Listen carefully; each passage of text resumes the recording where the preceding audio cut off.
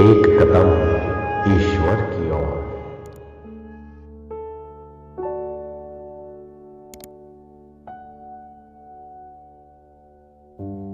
निर्वाण प्रकरण उत्तरार्ध 17वां सर्ग।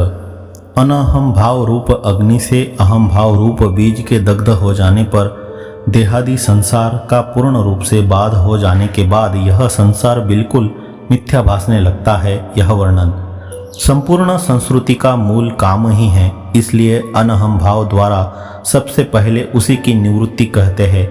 महाराज वशिष्ठ जी ने कहा, हे श्री राम जी, इस तरह अनहम भाव के ज्ञान से शुभ और अशुभ फल देने वाली तथा संसार रूप फल से परिपूर्ण इच्छा अंतःकरण में ही शांत हो जाती है, यह निश्चित है।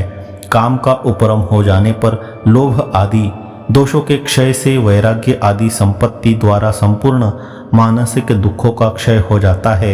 यह कहते हैं, अनहम भाव ज्ञान के अभ्यास से ढेला पत्थर और सुवर्ण को एक सा समझने वाला मनुष्य सांसारिक पीड़ाओं से शांत होकर फिर किसी की इच्छा नहीं करता।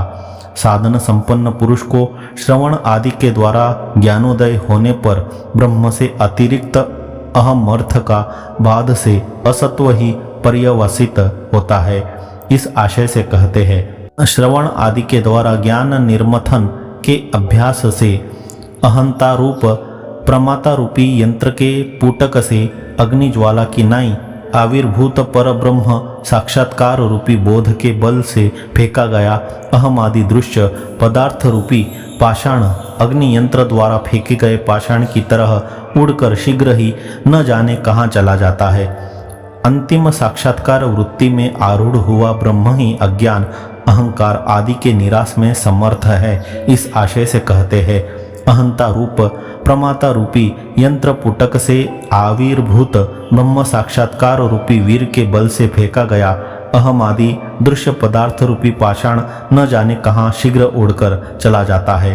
अज्ञान और अहंकार की नाई व्यष्टि समष्टि रूप स्थूल देह का भी निवर्तक ब्रह्म ही है। इस आशय से कहते हैं, अहंता रूप प्रमाता रूपी यंत्र पुटक से आविर्भूत हुए ब्रह्म साक्षात्कार रूपी वीर के बल से फेंका गया शरीर यंत्र रूपी पाषाण उड़कर न जाने कहाँ शीघ्र चला जाता है।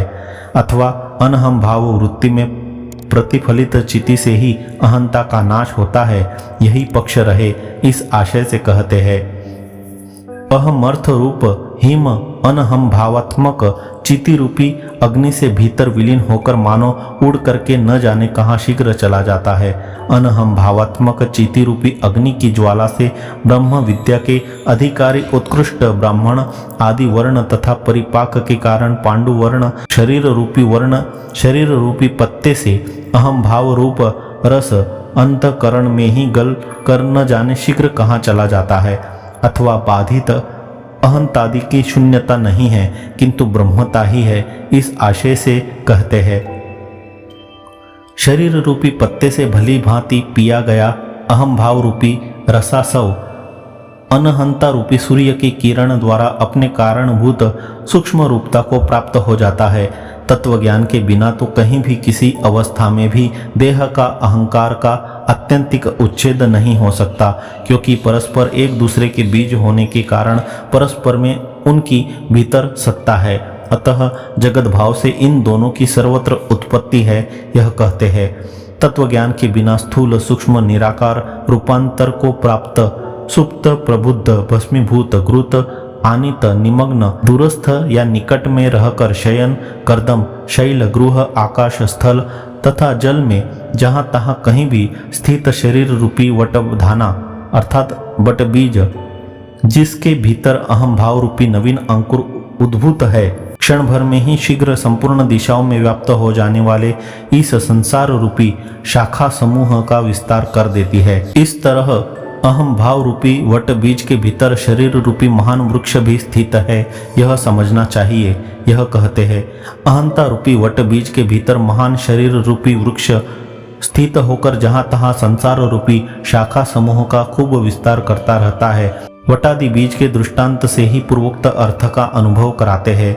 हे श्री रामचंद्र जी, यह प्रसिद्ध है कि जैसे बीज के भीतर सैकड़ों शाखाओं से विराजमान दलों, पुष्पों और फलों से समन्वित वृक्ष है, क्योंकि उसके रहने से ही तो अंकुर आदि के रूप में निकलते हुए उसे सब लोग अपनी आंखों से देखते हैं, वैसे ही अहंकार रूपी सूक्ष्म बीज के भीतर समस्त दृश्यों से युक्त यह देह है। इसे सूक्ष्म बुद्धि रूपी अपनी आंखों से विद्वान पुरुषों ने ही देखा है। इस तरह अविचार के फल सर्वत्र अनिर्मोक्ष को बतलाकर अब विचार के फल मोक्ष को बतलाते हैं। श्रवण आदि विचारों से तत्व बोध होने पर चिदाकाश मात्र शरीरधारी जीवन मुक्त पुरुष के अहंता को न प्राप्त किए हुए विद्यमान भी शरीर से या निरतिशयानंद पद में प्रतिष्ठित हुए विदेह युक्त पुरुष के बोध रूपी महाग्नि से दग्ध हुए असद्भुत अहंता रूपी बीज के जठर से यह संसार रूपी वृक्ष फिर कहीं नहीं पैदा होता। 17वां सर्ग समाप्त।